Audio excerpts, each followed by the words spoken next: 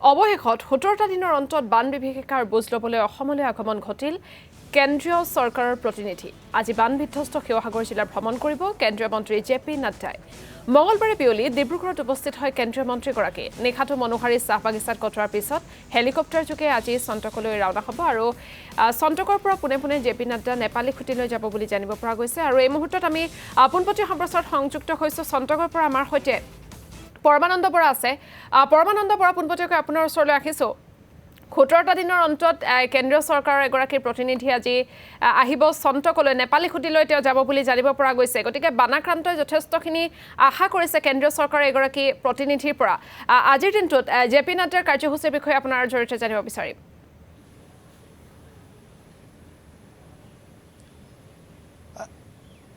নিশ্চয়কৈ আইচেংফা, যিহেতু মই এই মুহূৰ্তত নাজিৰা সমষ্টিৰ চন্তকত উপস্থিত আছোঁ আৰু চন্তকৰ যিখন পূজা ফিল্ড আছে, আচলতে পূজা ফিল্ডৰ যি হেলিপেড স্থাপন কৰা হৈছে, সেই হেলিপেডতে কিছু সময়ৰ পিছতে কেন্দ্ৰীয় মন্ত্ৰী জে.পি. নাড্ডাই উপস্থিত হ'বহি, লগতে অসমৰ মুখ্যমন্ত্ৰীও লগত থাকিব।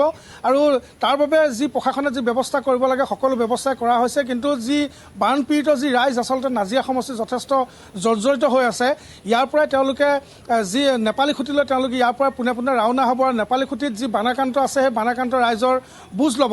তাৰ আগে আগে মই যিটো স্থানত হেলিপেডত আহি হেলিকপ্টাৰ ডিব্ৰুগড়ৰ পৰা লেণ্ড কৰিবহি কেন্দ্ৰীয় মন্ত্ৰী জে.পি. নাড্ডাক, সেই স্থানটো মই দেখাব খুজিছোঁ। এয়া হৈছে যি চন্তক আছে, চন্তকৰ এয়া পূজা ফিল্ড।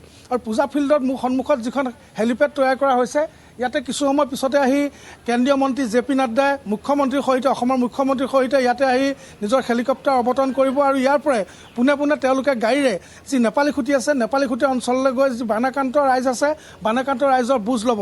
এই মুহূৰ্তত কেন্দ্ৰীয় মন্ত্ৰীজনক আদৰিবৰ বাবে জিলা প্ৰশাসনৰ পৰা আৰম্ভ কৰি যিসকল প্ৰতিনিধি আছে সকলোৱে এই মুহূৰ্তত আহি এনেধৰণে সাজু হোৱা দেখা পোৱা গৈছে। কাৰণ যিহেতু তেওঁ পথেদি গৈ নেপালী খুঁটিলৈ যাব, তাৰ বাবে যি যাৱতীয় ব্যৱস্থা সেই সকলোখিনি যাৱতীয় ব্যৱস্থা কৰা হৈছে। আৰু বিশেষকৈ আজিৰ দিনটো আশা কৰিছে যে কেন্দ্ৰৰ পৰা এজন যিহেতু মন্ত্ৰী আহিব, কেন্দ্ৰৰ মন্ত্ৰীজনে এই যি বন্যাত্য আছে বা যেনেধৰণে আচলতে বানে ধ্বংস কৰি লৈ গ'ল, বানে ধ্বংস কৰি লৈ যোৱা এই যিটো পৰিৱেশ, সেই পৰিৱেশটো দেখাৰ পিছতে যে আচলতে কেন্দ্ৰীয় মন্ত্ৰীজনে কি প্ৰতিক্ৰিয়া কৰে বা তেওঁ কেন্দ্ৰীয় চৰকাৰে কি প্ৰতিক্ৰিয়া কৰে তাৰ প্ৰতি যথেষ্ট সেই কথাটো যথেষ্ট গুৰুত্বপূৰ্ণ কথা। আৰু সেইবাবেই আজি আশা কৰিছে যে কেন্দ্ৰীয় মন্ত্ৰীজনে যি পৰ্যবেক্ষণ কৰিব এই বানাক্ৰান্ত ৰাইজক, বিশেষতঃ নেপালী খুঁটিয়ে হওক বা নাজিৰাৰ বিভিন্ন স্থান, বানাক্ৰান্তসকলৰ লগত তেখেতসকলে কথা পাতিব, পৰিৱেশটো চাব।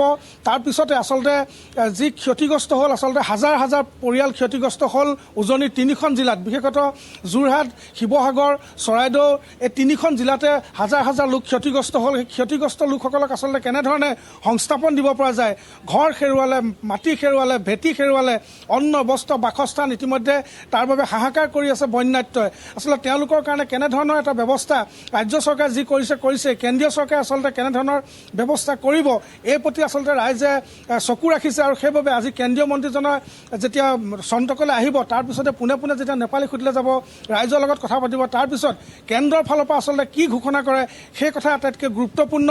কাৰণ কিছু সময়ৰ পিছতে ডিব্ৰুগড় যি এয়াৰপৰ্ট আছে, ডিব্ৰুগড় এয়াৰপৰ্টৰ পৰা হেলিকপ্টাৰ যোগে মুখ্যমন্ত্ৰী ডক্টৰ হিমন্ত বিশ্ব শৰ্মাৰ লগত জে.পি. নাড্ডা, কেন্দ্ৰীয় মন্ত্ৰী জে.পি. নাড্ডা একেলগে এখন হেলিকপ্টাৰত আহিব আৰু আহি ইয়াতে যি হেলিপেড প্ৰস্তুত কৰা হৈছে, হেলিপেডত আহি তেওঁ নামিব আৰু ইয়াৰ পৰা পোনে পোনে যি নেপালী খুঁটি আছে, নেপালী খুঁটি অঞ্চললৈ গৈ যি বৰ্ণাঢ্যসকলৰ লগত কথা পাতিব আৰু তেওঁলোকৰ লগত কথা পতাৰ লগতে প্ৰশাসন বা যিসকল জনপ্ৰতিনিধি আছে তেওঁলোকৰ লগতো বিভিন্ন কথা বতৰা হ'ব। আপোনাক এই মুহূৰ্তত ধন্যবাদ জ্ঞাপন কৰিছোঁ। আপুনি চন্তকৰ পৰা সবিশেষ জনালে।